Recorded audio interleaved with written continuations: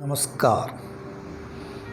I am Dr. Matthew Koshipunekad, the Honorary Director of the CSI Synod Department of Ecological Concerns. Biodiversity is the theme of World Environment Day this year. I would like to explain biodiversity using 4 examples. The theme of this year World Environment Day is biodiversity.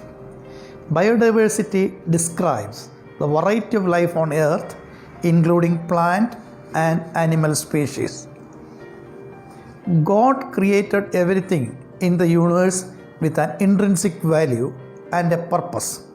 Nothing in the universe is neither useless nor waste. How many of you have seen mangroves? It is a plant growing in coastal areas.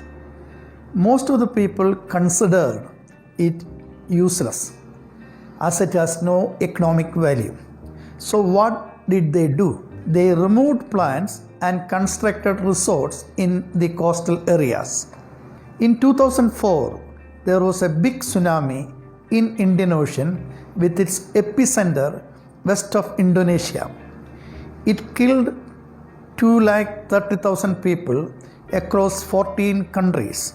Interestingly, among the 14 countries, 2 places were not affected by this tsunami. One place is a small place in Tamil Nadu called Pichavaram.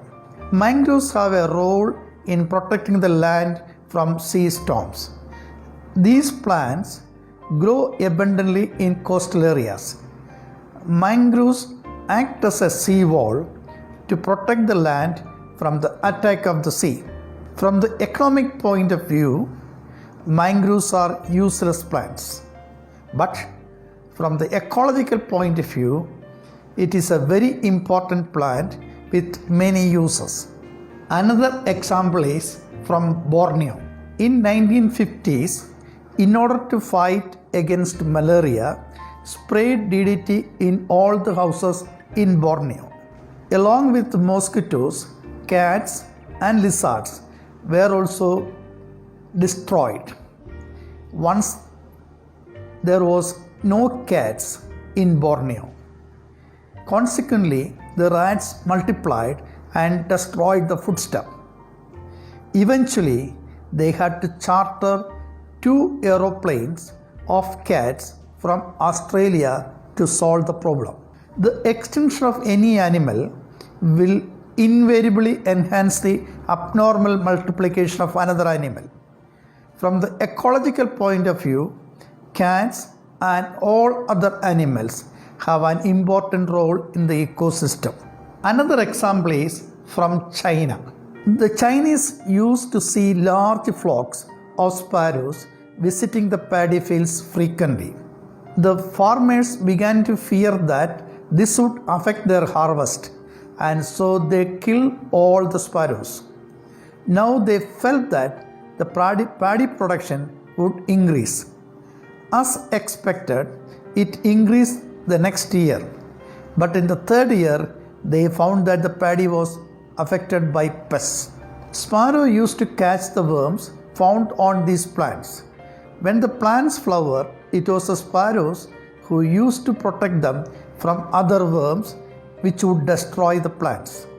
Like other birds, sparrows are ecologically significant birds. Another is a plant living in the ocean which has got high significance on the background of climate change. Seagrass is the most threatened ecosystem on Earth.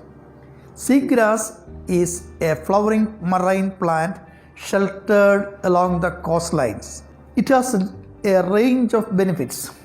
Seagrass acts as a nursery and food source for a wide variety of marine life, provides a home for many fish and charismatic animals, protects coastlines by absorbing wave energy, produces oxygen and cleans the ocean by soaking up polluting nutrients produced on land by humans. Seagrass accounts for 10% of the ocean's capacity to store carbon. Seagrass can capture carbon from the atmosphere up to 35 times faster than tropical rainforests. All plants and all the animals in this universe are a part of the web of life. God created everything in the universe with an intrinsic value and with a purpose. Nothing in the universe is neither waste nor useless. Extinction of any species will spoil the harmony of life in this universe. Without biodiversity, the health of the planet is at stake. The higher the number of species that can be supported in an ecosystem, the higher the rate of survival for every organism inside that ecosystem, including the human species. I would like to repeat, the higher the number of species that can be supported in an ecosystem, the higher the rate of survival for every organism inside that ecosystem.